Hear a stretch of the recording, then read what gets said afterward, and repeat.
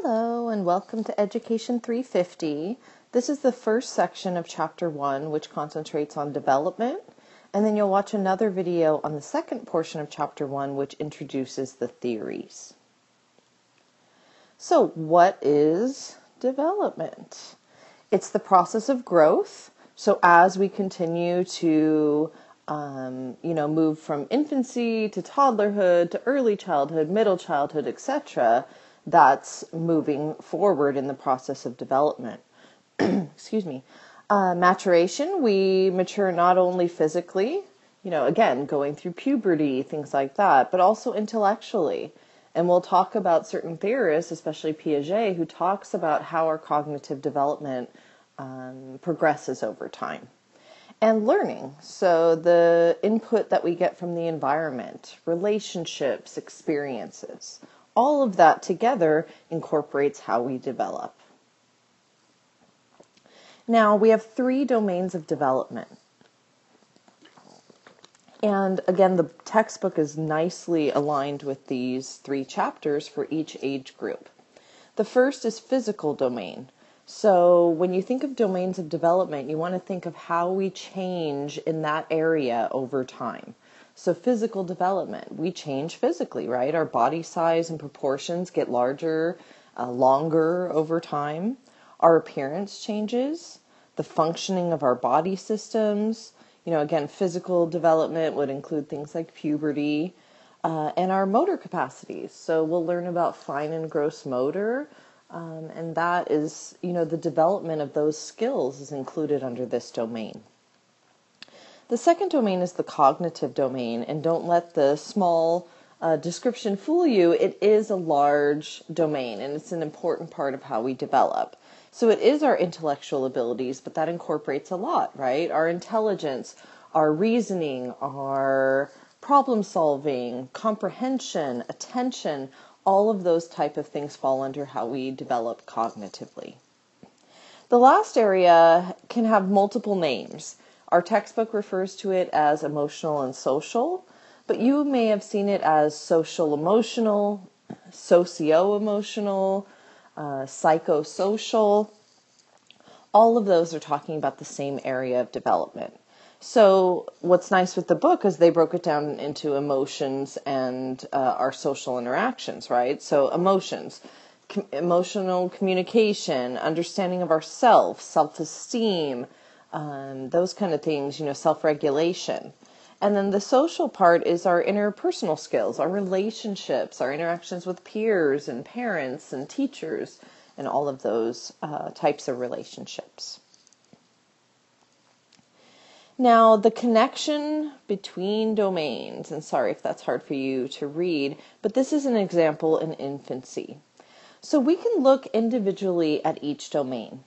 For example, if I wanted to concentrate on the physical domain, I could look at this picture of a young boy and his father. And I could say, okay, how is he developing physically? Well, he's reaching for his father.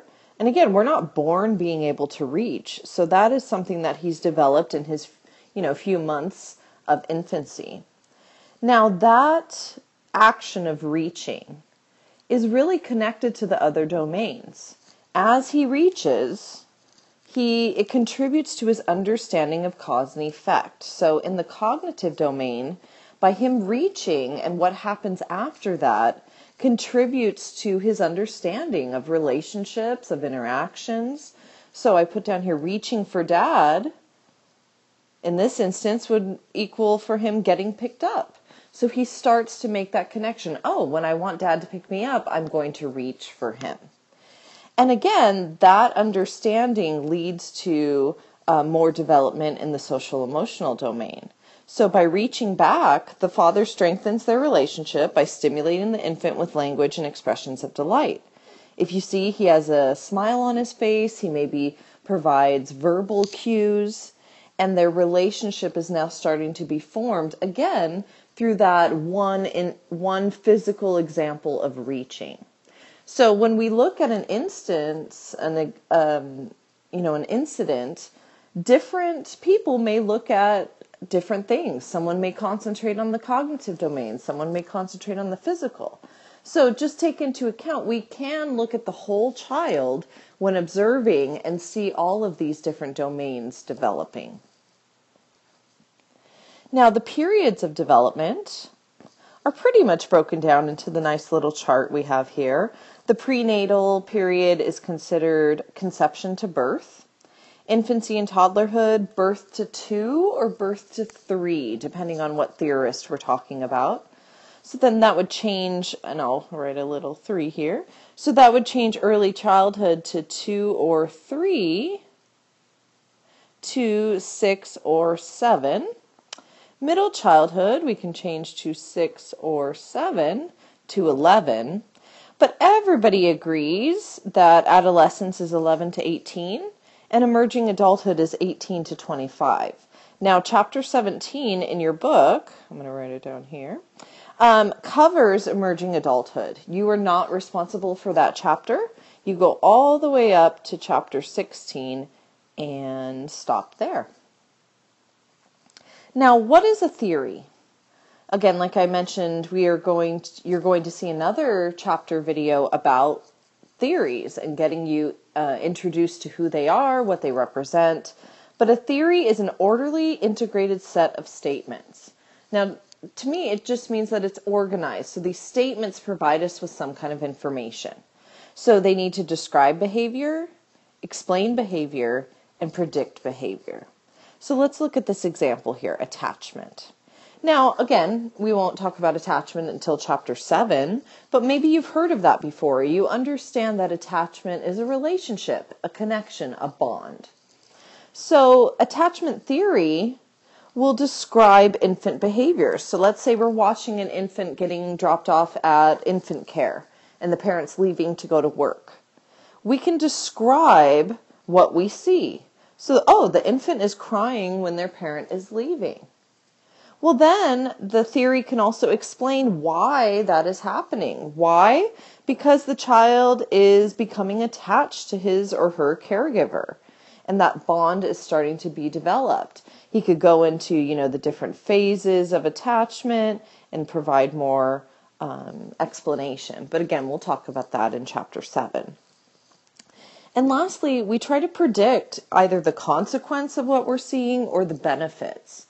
So again, if we're seeing a young infant or even a toddler or even a preschooler cry when their parent leaves, but is easily comforted when the parent comes back, seems to have strong communication, is overall happy when they interact, then we can probably predict that that's a benefit for that child. And that bond will continue to strengthen and provide good benefits for that child in terms of their relationships with their peers, with their significant others.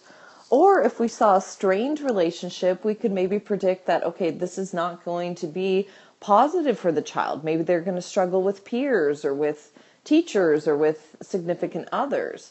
And as child development professionals, maybe we can provide some kind of intervention. So again, a theory does multiple things. It describes what you're seeing, it explains why that's happening, and it predicts whether that's going to be positive or negative for the child so that we could step in and help if needed. Now, basic issues. So we're going to talk about continuous versus discontinuous, one course of development or possible courses, and nature and nurture. So when you go on to do your activity for this week, these are the 3 areas that will be concentrated on. So continuous and discontinuous. When a theory follows continuous development, they believe that development is a smooth process. Everything we learn just builds upon what we've already learned, and it just strengthens our core knowledge. So they consider it kind of like an arc. Everything we learn just keeps contributing to what we've already learned. But discontinuous development says, we go through really big changes when we go from one age to another. So they concentrate on stages and say, when we're in that stage, there's little change. But when we go to a new stage, we go through rapid changes. So that's more like a staircase. So when the person is on the stair or in the stage, there's little change going on. But when they go to take that step into the next stage, they go through rapid changes. So here's a better illustration than what I had. So this is the continuous here. Again, looking at development like an arc. Like that. And discontinuous, looking at development as stages. And taking a step from one stage to the next. Now, one course or many, let's go back to that. So one course of development believes that development is universal. So I'm going to put development is universal, meaning all children experience pretty much the same thing. So a lot of theories that follow one course of development would be stage theories, because they believe if you're in that stage at that age, the development should be very similar for all children. They should be going through similar tasks in their development. Now, different theorists believe there's many different courses depending on, who your parents are, depending on your culture, depending on your experiences. So when you get to the activity after the theory chapter, you need to determine, is this theory believing that there's only one course of development that all children go through, or do they believe that there's many different courses depending on a lot of different factors?